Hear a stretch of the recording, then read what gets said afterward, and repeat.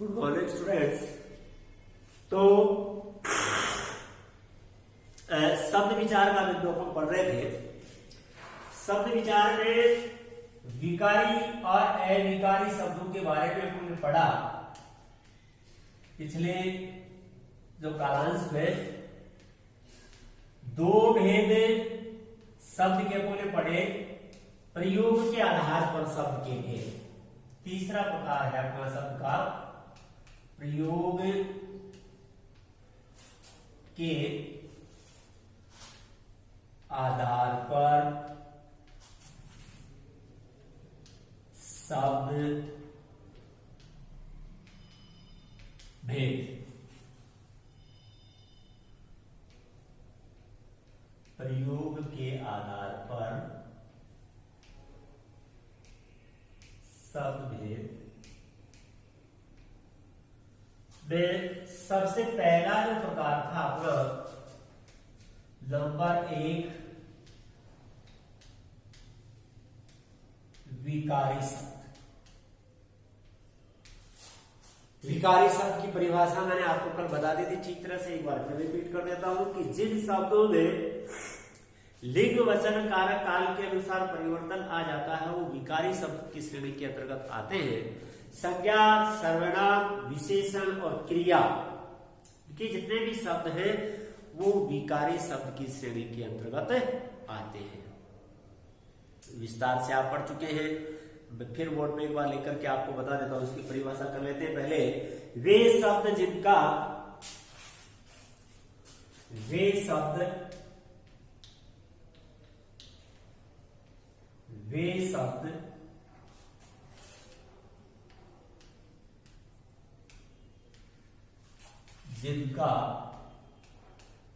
लिंग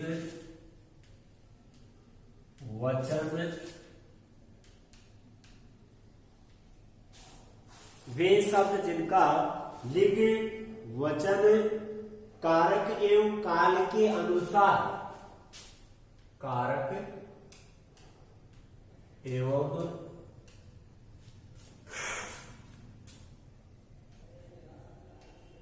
काल के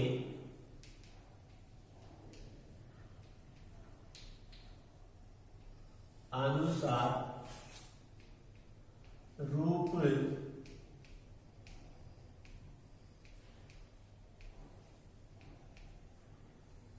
परिवर्तित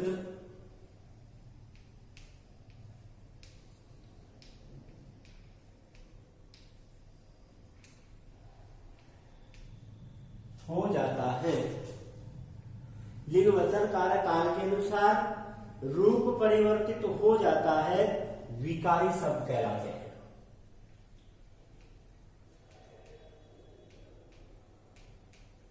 हो जाता है विकारी शब्द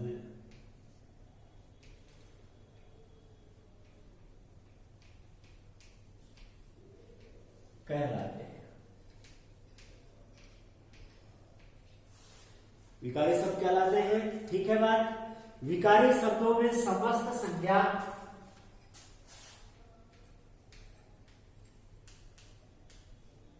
विकारी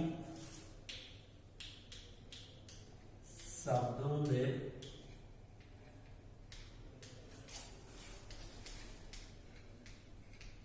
समस्त संज्ञा, समस्त संज्ञा का मतलब है संज्ञा के तीन रूप, व्यक्तिवाचक, जातिवाचक,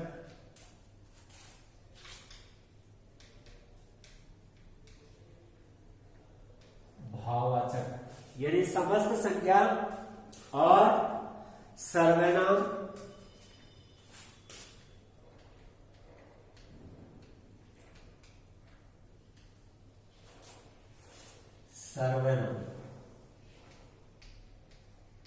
पुरुषवाचक, जिसके तीन उपभेद होते हैं, उत्तम पुरुष, जिसको कर्ता कहते हैं, फर्स्ट पर्सन, मध्यम पुरुष,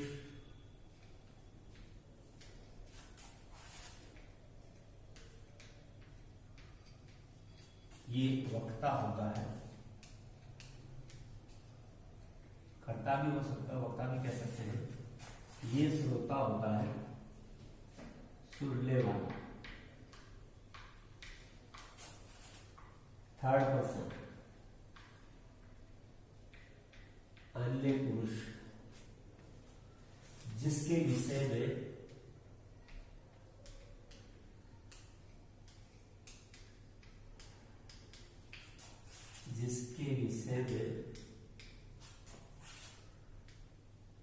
कुछ कहा जाए या बात की जाए। मध्यम पुरुष, अन्य पुरुष, ये वो जिसके बारे में कुछ कहा जाए, ये हो गया पुरुषवाचक सर्वनाम। इसके बाद लिंगवाचक,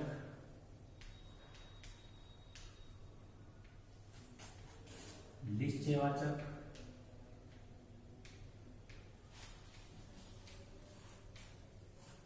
निश्चयवाचक,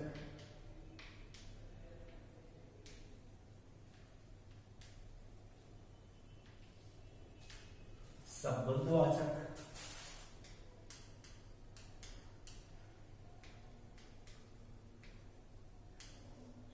और प्रश्नवाचक।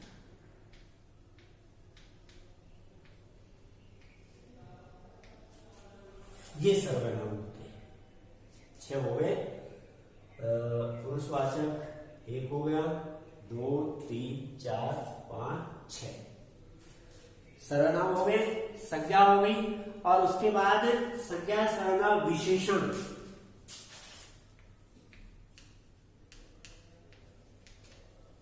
विशेषण, विशेषण में गुणवाचक,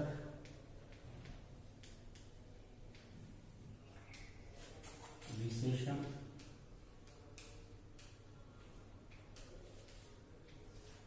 संख्यावाचक विशेषण,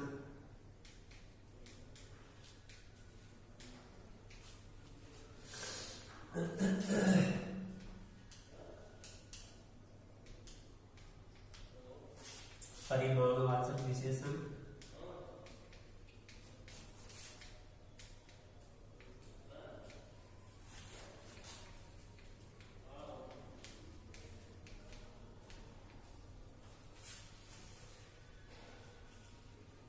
इसमें हो गए। गुणवाचक हो गया, संख्यावाचक हो गया 2, परिमाणवाचक हो गया 3, और छोटा हो गया जो है गुणवाचक, संख्यावाचक, परिमाणवाचक। इसके 2 भेद हैं, इसके 2 भेद हैं, निश्चित और अनिश्चित।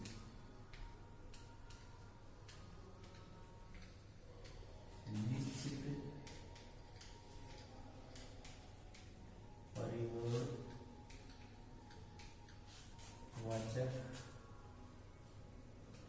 और दूसरा है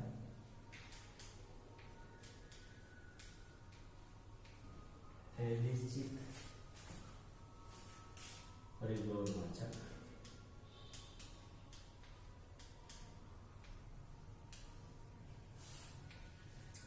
ऐसे ही जो संख्यावाचक है उसके भी 2 जो है उपभेद है।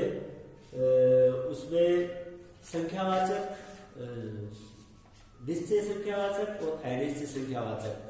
निश्चय संख्यावाचक में क्या हो गया, इसकी संख्या निश्चित, जैसे 5 आम आदि। और अनिश्चय वाचक में क्या है, जिसमें संख्या जो निश्चय न हो, वो अनिश्चय वाचक हो गया। इस तरह से इसमें ये जो है अंतर आ जाता है। और ये एक जिसको व्यक्तिवाचक विशेषण या संकेतवाचक विशेषण, चौथा जो रूप होता है इसको संकेतवाचक भी कह सकते हैं। हालांकि कुछ किताबों में इनको 5 वो इसके भेद दे रखे हैं, संकेतवाचक विशेषण और व्यक्तिवाचक विशेषण, दोनों में अंतर नहीं है कोई ज्यादा। इसके बाद अपना जो रहा क्रिया शब्द, क्रिया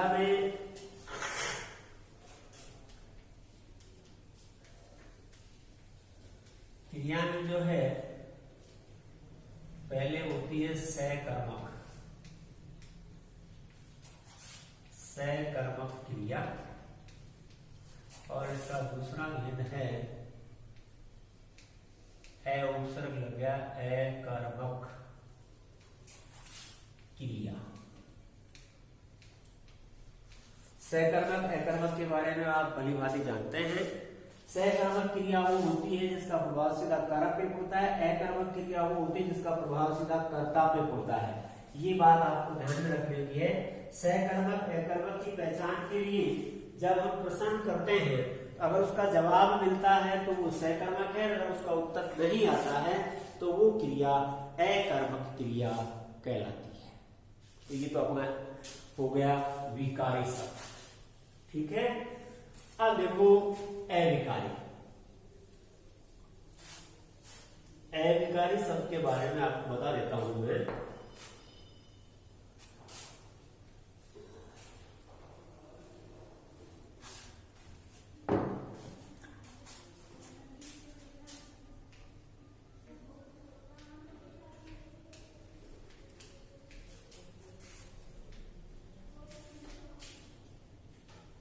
अविकारी शब्द बिल्कुल इसके विपरीत होगी इसकी परिभाषा भी। वे शब्द जिनका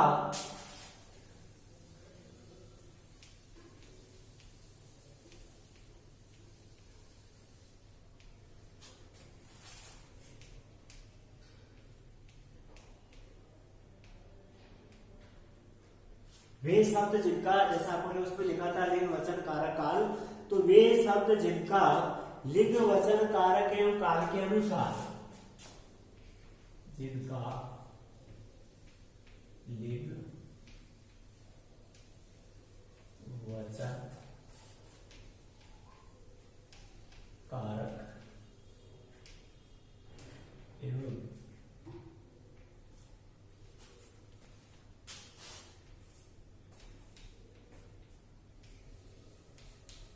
काल के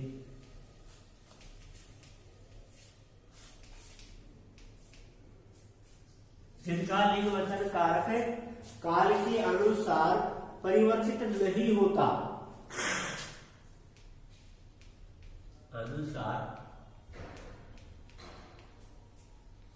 परिवर्तित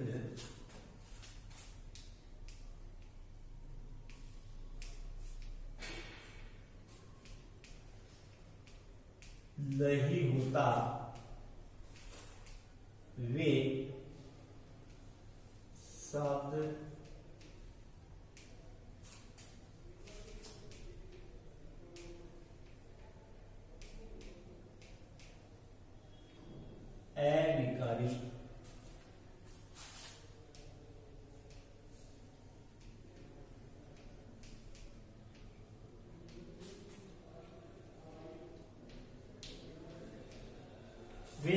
अविकारी कहलाते हैं।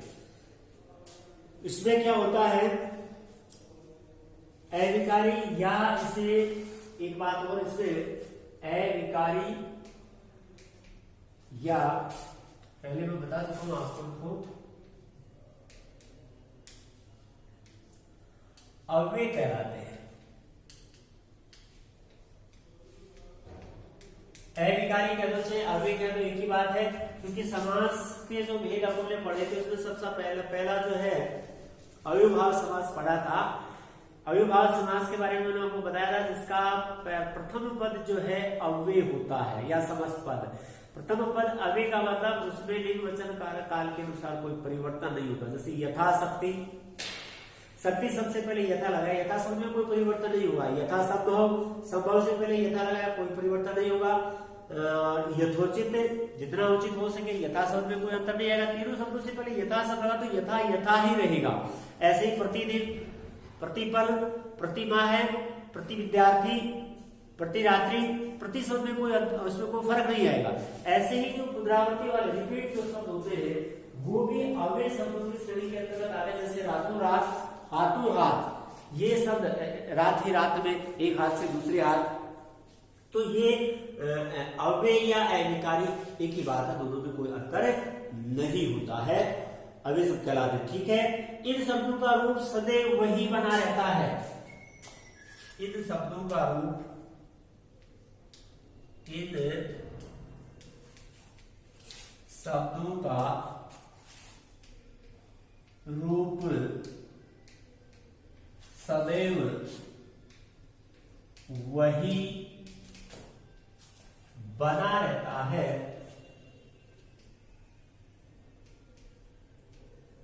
सदैव वही बना रहता है।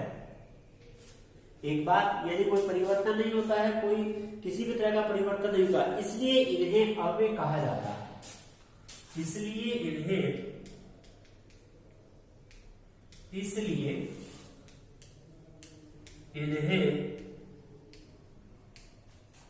अव्यय कहा जाता है। दूसरी बात, भाई इसमें कोई परिवर्तन नहीं होता इसलिए अव्यय कहा जाता है। अविकारी शब्दों में कौन कौन से शब्द आते हैं?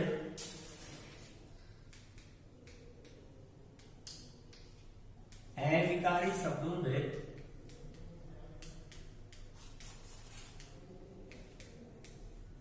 क्रिया विशेषण, क्रिया की विशेषता बताने वाले शब्द होते हैं, वो क्रिया विशेषण होते हैं। संबंध बोधक अव्यय, समुच्चय बोधक अव्यय, संबंध बताने वाले संबंध बोधक, समुच्चय बोधक,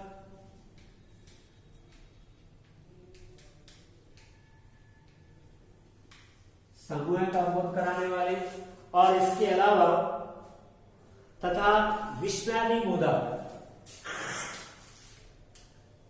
तथा विश्वादि, जहां आश्चर्य, हर्ष, शोक प्रकट किया जाता है, विश्वादि बोधक अव्यय आदि अव्यय शब्द आते हैं। आदि अव्यय शब्द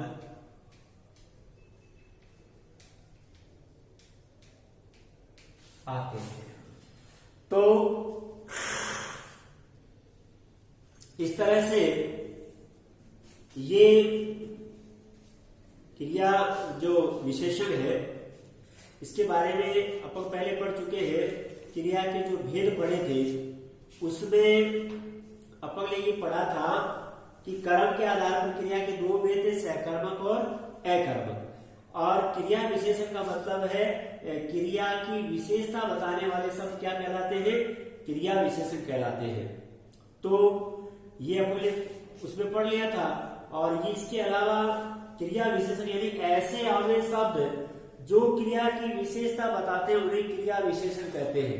इसके मुख्य रूप से 4 प्रकार होते हैं, बता देता हूं मैं। कालवाचक क्रिया विशेषण, काल यानी वर्तमान, भूतकाल और भविष्य। स्थानवाचक, जिसके स्थान के बारे में पता चलता हो, जैसे यहाँ, वहां, वही, कहीं, ऊपर, नीचे, दाएं बाएं, दूर, पास, अंदर, बाहर आदि। रीतिवाचक यानी परंपरा, रीति, यानी ऐसे अव्यय शब्द क्रिया की विधि या रीति को व्यक्त करते हैं। रीतिवाचक यानी क्रिया के निश्चय, अनिश्चय, स्वीकार, कारण, निषेध, मनाही अर्थ होते हैं। जैसे तुम बहुत धीरे धीरे चलते हो, जरा तेज कदम चलाओ, झटपट पहुंचना, हम धीरे धीरे, झटपट, तेज, ये रीतिवाचक क्रिया है। परिमाणवाचक, परिमाण में क्या होता है? अधिकता, न्यूनता, जिसमें परिमाण का बोध हो। समुच्चय बोधक अव्यय में भी जो है 2 भेद होते हैं। एक समानाधिकरण समुच्चय बोधक, जिसमें समान अधिकार, बता चुका हूं पहले इसके बारे में। ऐसे अव्यय जिनके द्वारा मुख्य वाक्य जोड़े जाते हैं, जैसे और, तथा, एवं, एक विभाजक होता है, अथवा, या, की, चाहे, कोई, और एक इसमें विरोध प्रदर्शन, परंतु, किंतु, लेकिन, मगर। परिणाम भी होता है इसमें दर्शक, अतः, एवं, एक व्यक्ति। एक होता है वेधीकरण समुच्चय बोधक, यानी ऐसे अव्यय जो एक मुख्य वाक्य में एक या एक से अधिक आश्रित वाक्य जोड़ता है, जैसे कारणवाचक क्योंकि, इसलिए, चूंकि। उद्देश्यवाचक जो कि, ताकि। संकेतवाचक यदि, यद्यपि, जब, तब। स्वरूपवाचक जो अर्थात मानो। संबंधबोधक जो संबंध बताते हैं, इसके भी अलग अलग भेद हैं। कालवाचक आगे पीछे, स्थानवाचक पास ऊपर, दिशावाचक तरफ और आसपास, साधन द्वारा, जरिए, मार्फत। लिपितवाचक हेतु, हित, वास्ते। विरोधवाचक उल्टे, विपरीत, खिलाफ। सादृश्यवाचक सामने, तुल्य, समान, तुलनात्मक, अपेक्षा, सामने, बल्कि। विनिमयवाचक बदले, जगत, ऐसा, अलावा, अतिरिक्त। संग्रहवाचक तक, मात्र, पर्यंत, ऐसे शब्द। हेतुवाचक सिवा, लिए, कारण, वास्ते। विस्मयादिबोधक में हर्ष, आह, वाह, शाबाश, हाय। विस्मयादिबोधक चीज जानते ही हो आप, हाय रहो, अब क्या होगा। हर्ष खुशी, आह, वाह, शाबाश, बहुत खूब। शोक सूचक दुख, आह, हाय, ओ, उफ, राम राम। भय सूचक अरे, बाप रे। आश्चर्य क्या, ए। तिरस्कार छी, हट, धिक। स्वीकार सूचक जी हाँ। अभिवादन सूचक नमस्ते, प्रणाम, सलाम, बधाई। चेतावनी सूचक होशियार, खबरदार, सावधान।